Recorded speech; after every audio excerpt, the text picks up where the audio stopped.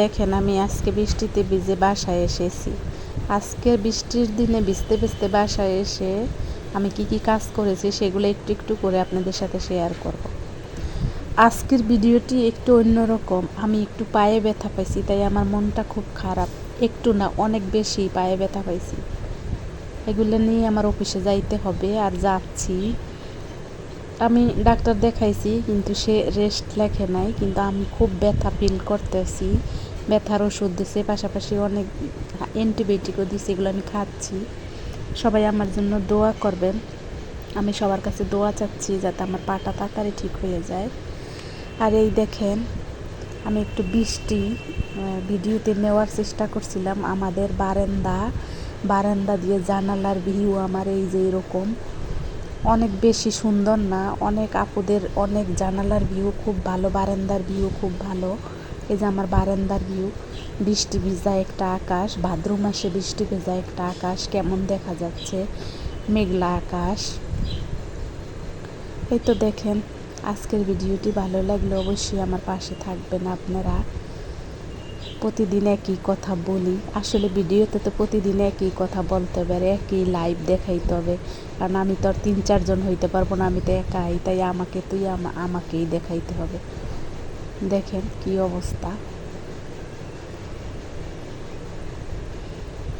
কি বলবো বলেন। ভিডিওতে কোনো কথা বললে আসলে আপনারা অনেক রকমের কমেন্টস করেন, আবার অনেক আপুরা এত মন জুড়ানো, প্রাণ জুড়ানো, অন্তর জুড়ানো কমেন্টস করে, যা দেখলে খুব উৎসাহ পাই। আমি যেন একদম আত্মহারা হয়ে যাই যে এত সুন্দর কমেন্টস করতে পারে মানুষ সামান্য একটা ভিডিওতে।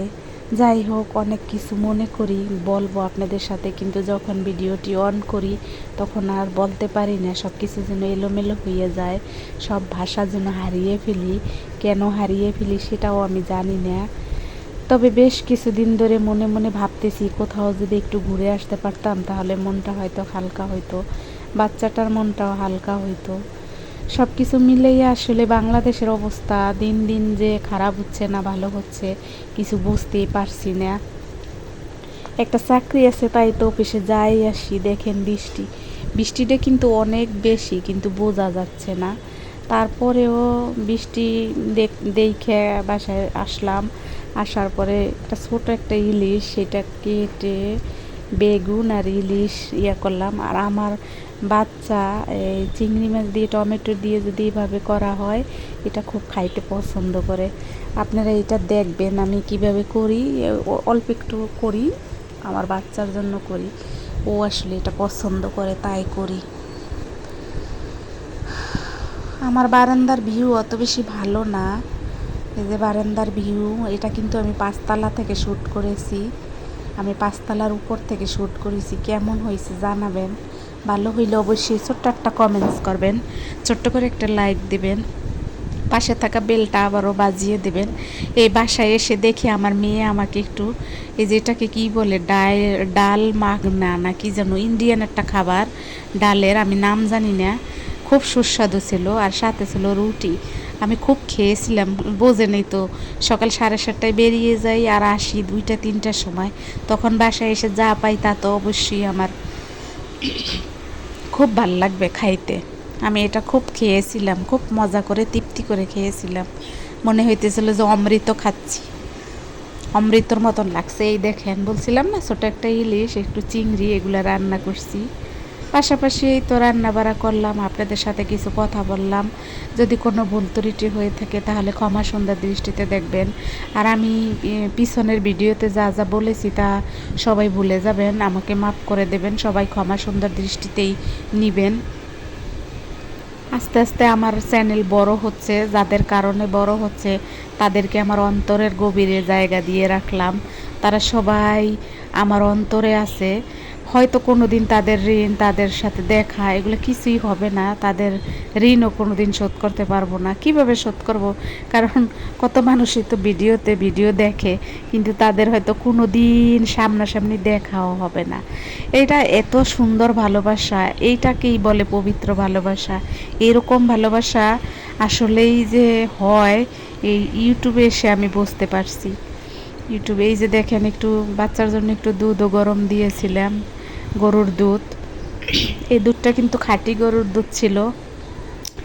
সবাই আমার ভিডিওটি ভালো লাগলে অবশ্যই সাবস্ক্রাইব করে দেবেন, পাশে থাকবেন, একটু বেশি বেশি করে ওয়াচ টাইম করবেন যাতে আমার একটু ভিউ বেড়ে যায়, যাতে এবছরেই আমার চ্যানেলটা দাঁড় করাই ফেলাইতে পারি, যাতে আমার এই কষ্টটা ব্যর্থা না যায়, বিফলে না যায়।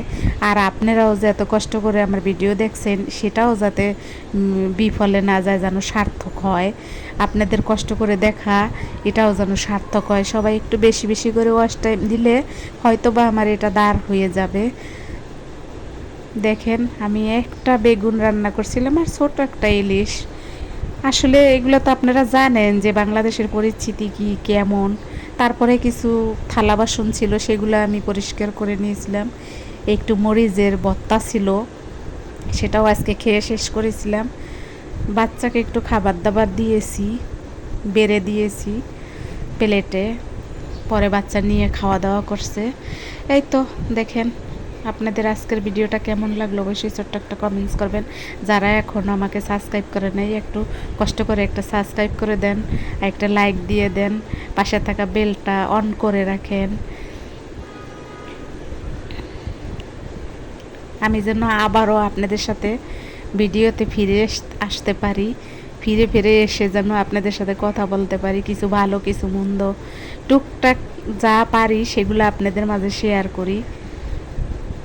অবশ্যই আমাকে লাইক করবেন, শেয়ার করবেন, ক্ষমা সুন্দর দৃষ্টিতে দেখবেন।